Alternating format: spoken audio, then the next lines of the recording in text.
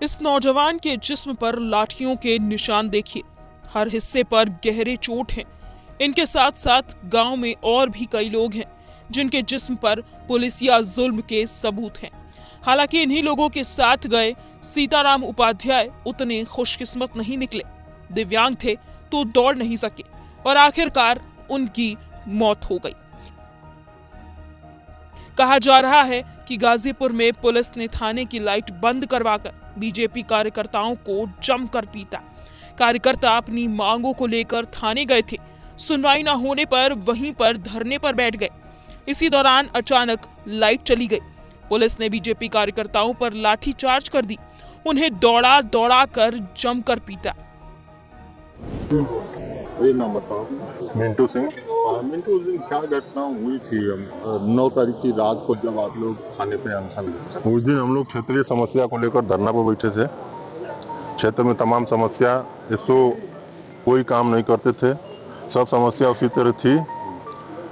उसी प्रक्रिया में हम लोग धरना पर बैठे। हम लोग 1 बजे रात तक बैठे थे।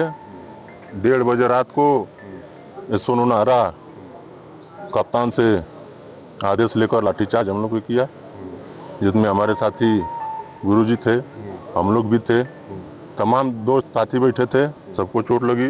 लाठीचार्ज समय में थाने का गेट भी बंद किया गया था? नहीं, गेट बंद किया गया था, लाइट भी बंद कर दी गई थी। उसके बाद घेर कर हम लोग को मारा गया। कितने लोग थे मारने वालों में? मारने वाले में पूरे थाना थी। लगभग संख्या क्या रही होगी? संख्या हमको लगा 25-30 लोग थे, सिपाही लोग थे, एसओ थे। पूरे चारों तरफ से हम लोग को घेर के पीटा गया। कितने लोग हमको अंदर ले जाकर बंद करके भी पीटे।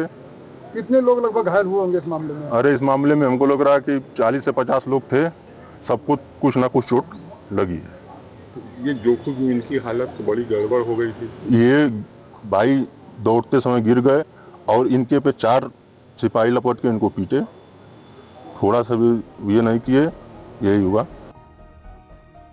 पिटाई में घायल बीजेपी कार्यकर्ता सियाराम उपाध्याय की गुरुवार को मौत हो गई। लाठीचार्ज के दौरान वो भाग नहीं पाए और गिर पड़े। परिजनों का आरोप है पुलिस ने उन्हें बेरहमी से पीटा था, पूरा शरीर काला पड़ गया था। उन्होंने दोषी पुलिसकर्मियों पर कार्रवाई की मांग की है। थाने में चले गए और केकरा साथ गए बाबू, हमें नहीं गए। कोई थाना में कुछ आपको करे लोग गई, तो वही में सब भाग गए। हमारे बच्चा भाग गए, बस दरोगा बंद करके और दरोगा जी के हमके बताओ कि हमके मार दी हुआ जा, कुल भाग गए ना सर।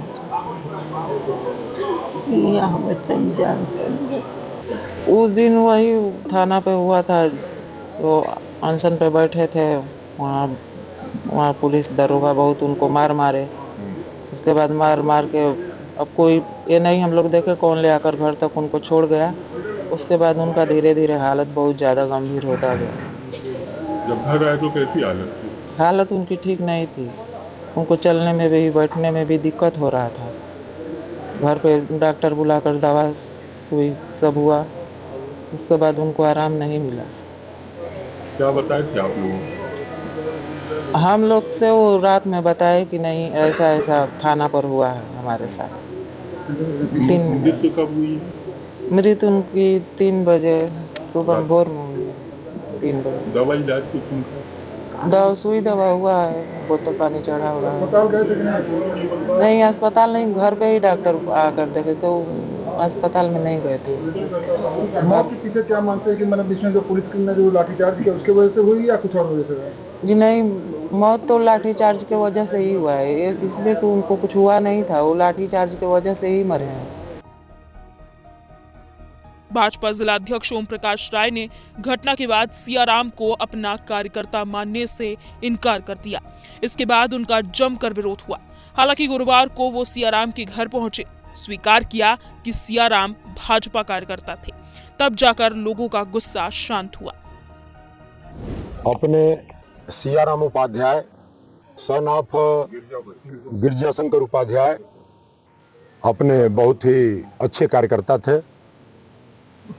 परसों की घटना के बाद जैसा कि बताया गया है एक दुखद घटना हुई है, मृत्यु हुई है।